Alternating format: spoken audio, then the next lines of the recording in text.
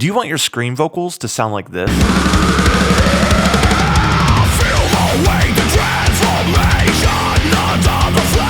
But you're stuck with scream vocals that sound like this? Stay tuned because I'm going to show you a few key ways to instantly improve the mix on your screaming vocals. Hey guys, Joey here, and in today's video, I'm going to show you how to mix awesome metal screams. A big problem with screams is that they sound wildly different from vocalist to vocalist, and sometimes it's tough to get consistency even with the same person doing different inflections. That's why I'm going to go over a few basic moves that apply to all screams. Then we can get specific with handling the different styles. And if you watch this video all the way to the end, I'm going to show you how you can get my free vocal production guide. There's so much to cover, so let's get into it.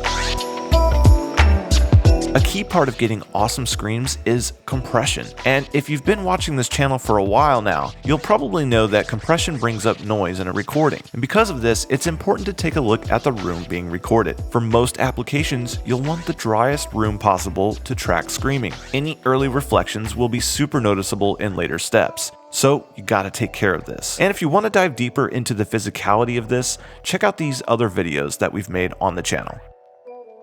The second thing to check off the list is a pop filter. No matter which mic is used, a pop filter should always be in place. This is crucial for removing plosives that are going to catch the compressor and muddy up the sound. A perfect scream mix starts with great takes. I usually like to run some light processing on my recording sessions to get a feel for how the vocalists are gonna sound in the mix. This is gonna influence a lot of the decisions made during tracking. If the band wants a raw sound and the vocalist is killer, then getting one awesome take is usually a pretty good approach. To get that sound, I may just go line by line until I hear the perfect take, or record a few takes of every line and compile the best parts of each.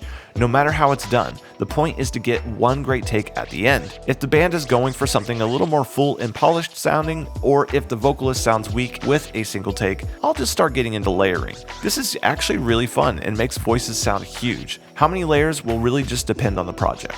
As far as gear goes, I try to avoid committing any compression. There's a lot of reasons for this, but the main one is that I like to have complete control over the dynamics after we've recorded. Anything a compressor adds is going to just be permanently baked into that vocal track. I change compression settings all the time during a mix, so I like to keep my options open. And since EQ is easier to change after recording, I'll commit it if there's something that I want to change right away. This could be like the brightness adjustment, or removing some mud, or even just filtering out some low end. Depending on the type of preamp used, some aggression can be added by running the input gain a little bit hot. This works best if the preamp has a trim knob or is running into a second piece of analog gear that can reduce the output. Overdriving a preamp can sound pretty cool, but clipping the output to the DAW is almost always a bad idea. If you're the engineer, pay attention to the singer's vocal health. If someone isn't experienced and trained in singing, there's a risk of them blowing out their voice. And if you have a week of vocals booked with the same artist, don't push them too hard any one day to avoid blowouts. The last thing I want to cover before we get into editing and mixing is what to listen for while tracking. The goal is to get consistent full tone from the vocalist. This means having breaths in the right spot, making sure their inflection is the same over multiple takes, and that the emphasis is placed on the correct syllables. Timing and volume can be changed, but the personality and content can't. So make sure to get this stuff right during tracking. Editing metal vocals is a pretty simple task. Just make sure that the words start and stop at the right points, the syllables match, and unnecessary breaths have been cut out. Using an automatic aligner like Vocal Align is a great way to save time lining up takes. The breaths in the backing vocals are often distracting, so I'll just cut them out completely. I like to leave most of the breaths just in the main vocal to add a little character and urgency to the lines. The last step while editing is to pay close attention to the volume. If syllables or lines are quieter than others, it'll hit the compressor unevenly, which makes it overreact. I'll usually either normalize the peaks or hit them with some limiting to even out the performance. I like to run a compressor on each track of the vocals. I'll usually go pretty fast on the attack and just get enough reduction to catch the peaks. The limit of humanity, focus begins to grow! The limit of humanity, focus begins to grow! If a vocal track is supposed to be in the background, I might set the shortest attack possible to push the whole thing further back. Sometimes this works better on a background vocal bus than the individual tracks, so try it both ways. I'll usually run a de-esser on each vocal as well. This helps keep the sibilance in check and stops it from building up on the vocal bus. Feel the weight to transformation under the flesh. Feel the weight to transformation under the flesh. I like to gate my vocals manually, but if you prefer to use a noise gate plugin, then it should go on the individual vocal tracks. This is going to clean up the background noise and make the start of each take a little more exciting. If there are a lot of radically different screaming tones from section to section, I'll do my EQing here as well. If not, I'll usually just leave that stuff for the vocal bus. There are 4 main EQ moves that I'm going to do to any screaming vocal. First, I'm going to filter out the sub information. If the preamp has a low cut filter, this may not be necessary. Next, I'm going to look for harshness in the high mids. Screams usually have a nasty buildup somewhere around 2 and 4K, so a notch here is a pretty great start. Next, I'll check out the low mids. There's a lot of boomy and boxy frequencies, especially in the lower pitched screams. Kind of depends on the microphone and the person's voice, but a wider Q cut somewhere around 180 to 500 Hz can usually fix this. The last thing I'll look at is the high end. Depending on the mic and the performance, I may need to filter out some of that top end. Other times, it may need a high shelf boost. This is going to depend on the song and the vocalist, but it's a good area to check out. Feel the weight to transformation under the flesh. Feel the weight to transformation under the flesh. The biggest change between vocalists and different screaming styles is the location of the low end. For guttural screams, there can be important frequency information all the way down here, and the muddy stuff is going to be around here. If the pitch gets higher, the low cut will move up. For fry screams or really high-pitched screams, I'll bring the filter all the way up to here. This also moves the muddy frequencies up, so I'll start paying attention to this area right here. Higher screams will usually have more of that 2 to 5K harshness, so pay attention to that. The top end is more subtle. Guttural screams can be made more direct by cutting some of this area around here. High screams usually need a lot of that air in order to keep the aggression and presence.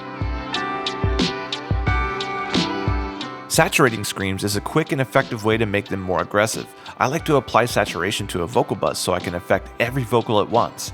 This helps save time and makes the effect more consistent. For aggressive metal, I'll aim for a more gritty distortion rather than a subtle saturation. Pretty much any distortion will work for this. The color red, crimson, dead, the burning under the skin.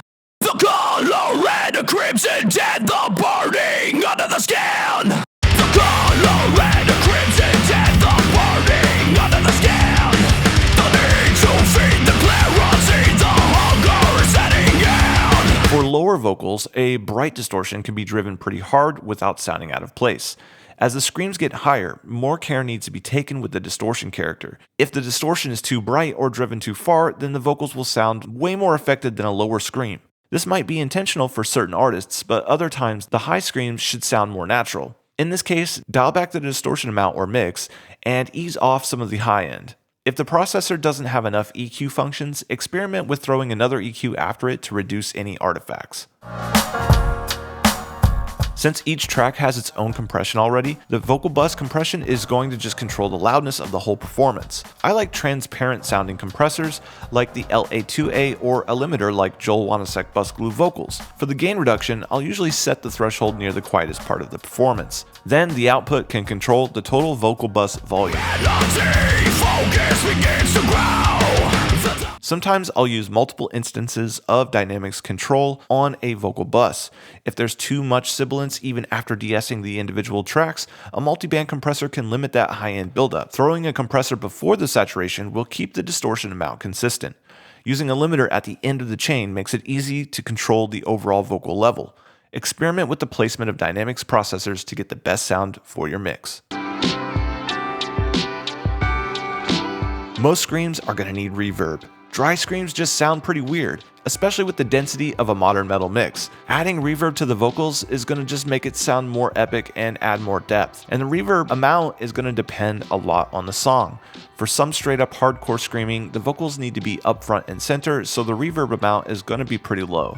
For something more cinematic or ambient, more reverb is going to be necessary. If a reverb processor has tone controls, it's fine to put it right on the vocal bus or the vocal track, and if not, I like to throw the reverb on its own aux bus to control the signal going into it.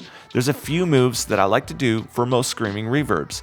I'll de-ess it really heavily so that the high frequency S's aren't going to be extended. The limits of humanity, focus begins to grow. The limits of humanity, focus begins to grow. Next, I'll compress the signal going into it. This makes the reverb volume a little more consistent. And the last thing I'll do is I'll EQ the output of the reverb. There's not much valuable information down here, so I'll just filter that out. The high end is a little more tricky. For something like black metal, this high end will bring a lot of ambience and tone to the performance. For something more direct like hardcore or metalcore, I'm just going to filter this stuff out since it's really distracting.